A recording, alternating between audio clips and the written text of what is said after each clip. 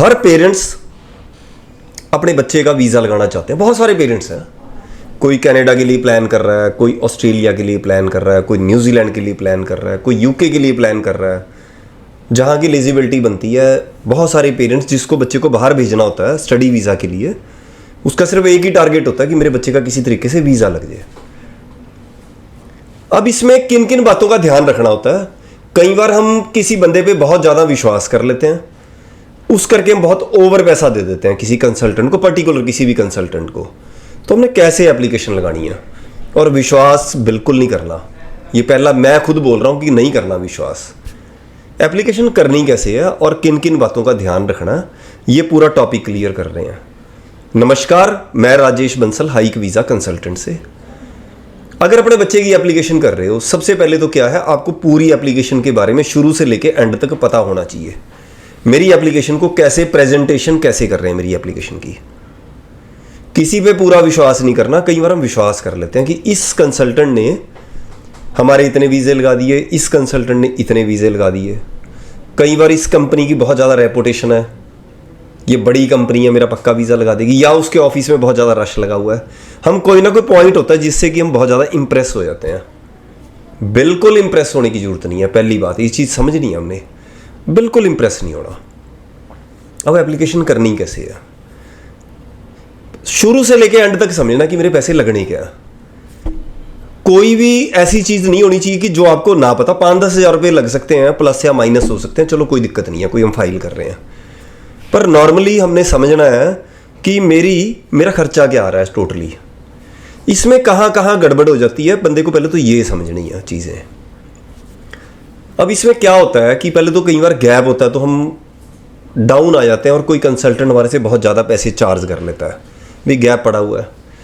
या क्या होता है, हमारी कई कंट्रीज़ की रिफ्यूज़ल आ चुकी है और पहले ही बड़े ज़्यादा पैसे रिफ्यूज़ हो चुके हैं, तब भी आपने कोई ज़्यादा नेगेटिव होने की जरूरत नहीं। हम 5-5, 10-10 लाख रुपए एक्स्ट्रा दे देते हैं, पैकेज कर लेते हैं किसी कंसल्टेंट से। मेरे हिसाब से बचना चाहिए, इन चीज़ों की तरफ नहीं जाना चाहिए।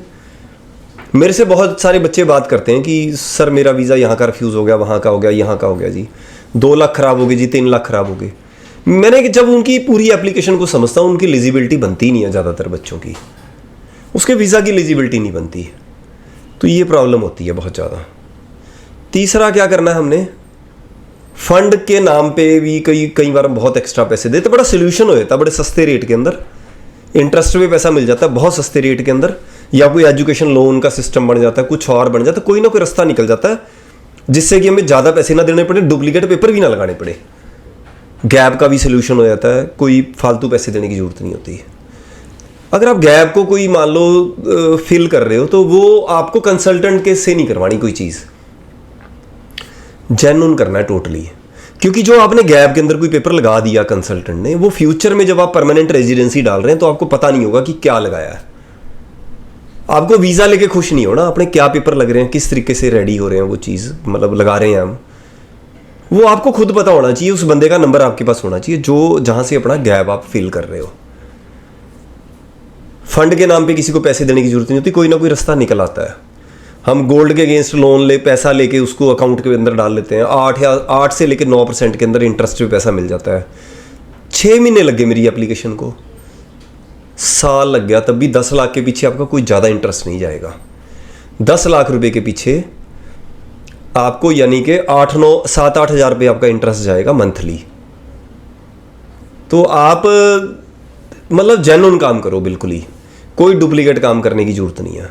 जब हम ओरिजिनल चीज़ें करने की कोशिश करते हैं और उसका सोल्यूशन निकालते हैं, साल लगता ही नहीं है कभी भी।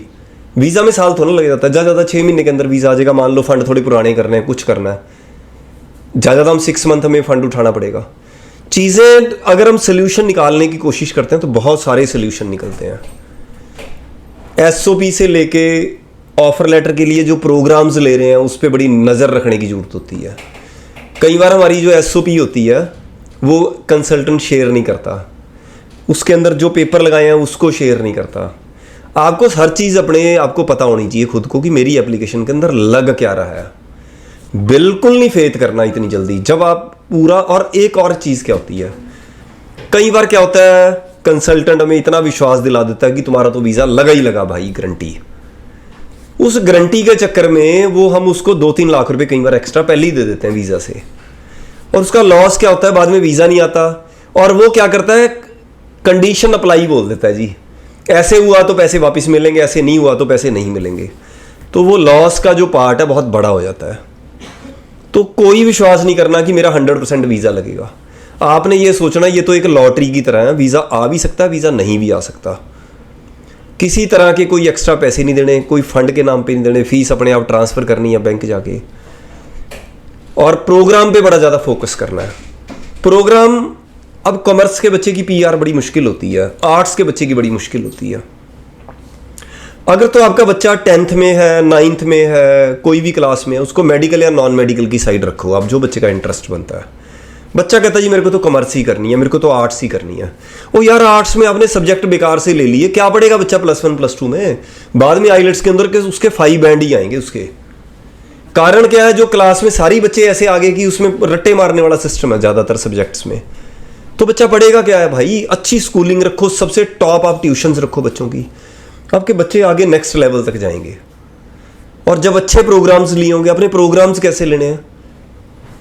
आपने स्ट्रॉन्ग प्रोग्राम लेने हैं, बड़े electrical, electronics, medical, nursing, biomedical, मतलब कुछ भी प्रोग्राम लो आप यार। मेडिकल की बड़ी रिक्वायरमेंट है और सिविल इंजीनियरिंग की बड़ी रिक्वायरमेंट है, इलेक्ट्रिकल की बड़ी डिमांड है, इन कोर्सों की बड़ी डिमांड है ज़्यादातर सारे वर्ल्ड के अंदर। प्रॉपर एप्लीकेशन लगानी है हमने। जब चीज़ें बड़ी बारीकी से देखोगे तो 100% एक तो वीज़ा पक्का आएगा ही आएगा। और कई बार क्या होता है, हमें 10 कंसल्टेंट मना कर देते हैं, यार इस प्रोग्राम, इस कंट्री के अंदर एप्लीकेशन नहीं होगी आपकी।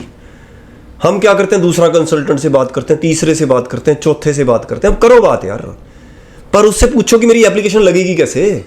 भाई दूसरा बंदा तो मेरे को बोल रहा है कि तुम्हारी ऐसी एप्लीकेशन ऐसी हो जाएगी, आप बोल रहे हो नहीं लगेगी। आप दोनों में चेक करो भी वो दोनों में डिफरेंस क्या आ रहा है, फिर एप्लीकेशन करो। हाइक वीज़ा क्या करता है, बड़ी डिटेल्ड बात करता है बच्चे से और पॉइंट टू पॉइंट उसको इंफॉर्मेशन देता है। बच्चे को हम इतना तेज कर देते हैं कि उसको हर चीज़ पता होती है अपनी एप्लीकेशन को लेके। वीज़ा कैसे नहीं आएगा आपका? 99% हमारा वीज़ा का सक्सेस रेट रहता है। अब कई बार एप्लीकेशन ऐसी होती है कि बच्चा कहता है जी मेरे को तो लगानी है फाइल, वो वीक एप्लीकेशन है यार, वो फिर वो 50/50 रहता है एप्लीकेशन यार। तो सही एप्लीकेशन लगानी है, 100% वीज़ा आएगा।